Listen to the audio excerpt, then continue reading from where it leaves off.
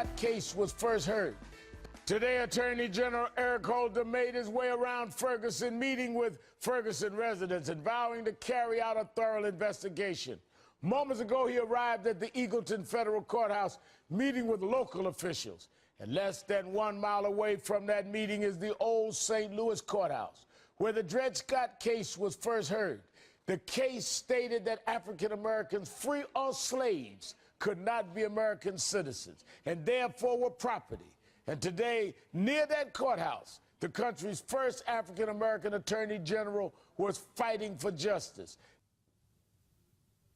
You know, I was sick when Jesse Jackson would compare Trayvon Martin to Emmett Till, and now we got Michael Brown compared to Dred Scott. Is this the bottom of the barrel or not in so-called civil rights leaders? Is this not downright, outright, blatantly offensive to every black person in America to compare these two cases to those two people? Joining us now on the Malzberg panel, founder of Less Government, Seton Motley, and radio host and author of The Big Black Lie, Kevin Jackson. Kevin, I know what the answer for, but it's a rhetorical question to both of you, but as a black man, I mean, this is sick stuff. Of course it is. I mean, just race pimping to the highest degree. And what's interesting is these people are not interested in justice. This is the same type of justice back in the middle 1800s, where the Democrats said the black guy did it and they just lynched him.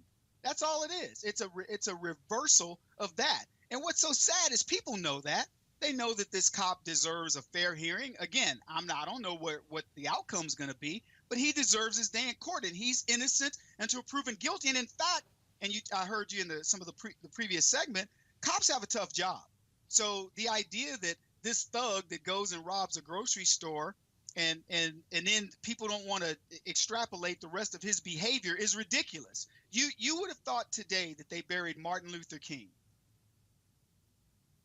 Yeah, well, I got that. I alluded to that right before the interview with Daniel Henninger, Seton, and you know, I just don't get the wall-to-wall coverage of this funeral as if we were. I mean, it's a shame that he's dead. It absolutely is, and as a parent, I can't imagine. But again, that the media would find that this funeral of this man who quite possibly beat up a cop.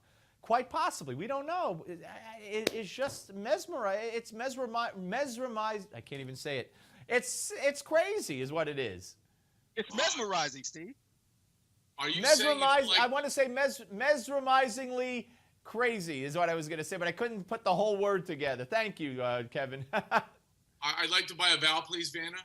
I need a vowel, yeah. Yes. Are you saying you don't like the coverage of noted NBC journalist Al Sharpton? Are you saying that you find his coverage wanting? They are certainly doing as much as humanly possible to rig the game against this cop.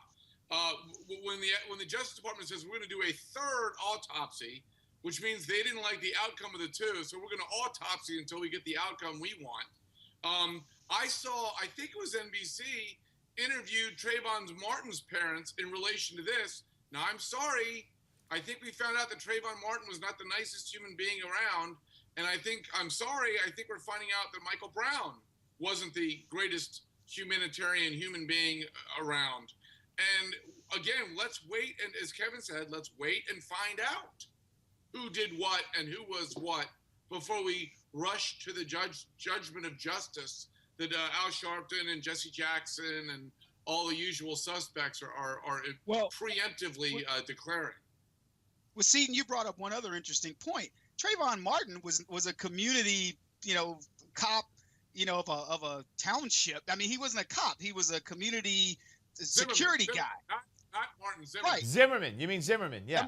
I mean, well, Trayvon. I'm saying that, yeah, Zimmerman was. But the point is, in the Trayvon situation, it wasn't a cop that shot Trayvon. So don't even bring that up. It has nothing to do with it.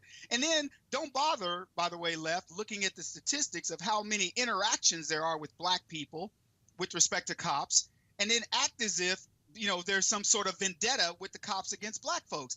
All of this is so ridiculous And at the end of the day, it makes black liberals look exactly like they do, which is like idiots, because they want to bring this type of thing to a level that everybody in America knows it should never rise to the level of. And then, Steve, one more quick. Kevin made a good point. We go through this cycle with the Jesse Jackson and Al Sharptons. The cops aren't in the neighborhoods, so they claim it's racism that they're ignoring the neighborhoods. So then the cops go into the neighborhoods, and then they're over-policing, and it's racism and racial profiling. Right. Well, and not to keep stepping on you here, Steve, because it is your show. No, go ahead. Go ahead. But when you talk about profiling, I get so upset about this. Look, and I've said this on I don't know how many shows, but the reason that young black men are profiled is because young black men commit crimes. If old black women were creating the problems in America, they would be beating up old black women. You'd be hearing about old black women. If old white nuns were problems, that would be who they would be going after. To Seton's point, it's a problem that's been created in the black community. And when the police come to solve the problem, because unless somebody tells me something different, I think black people want safer neighborhoods. I know I certainly do. Then you're going to have a cop presence. And look, I'm a person that gets impacted by this.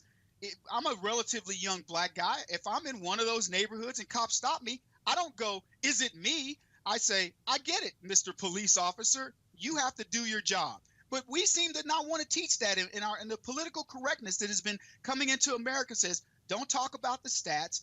Math is still racist. Don't talk about the actual problem that's creating this, which is liberalism. Let's just ignore it all.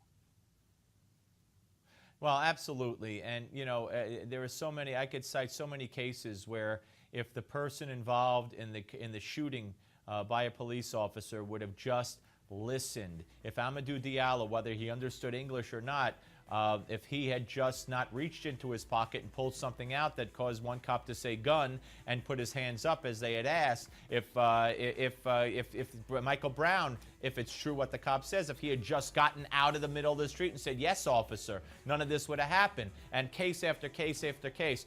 But for some reason, that's not the message that gets talked about here by the Sharptons and the Jacksons. They call it Emmett Till and worse. All right, guys, thank you very much, folks. It's always great to hear from the Malzberg panel, and you're hearing from it right here on the Steve Malzberg Show.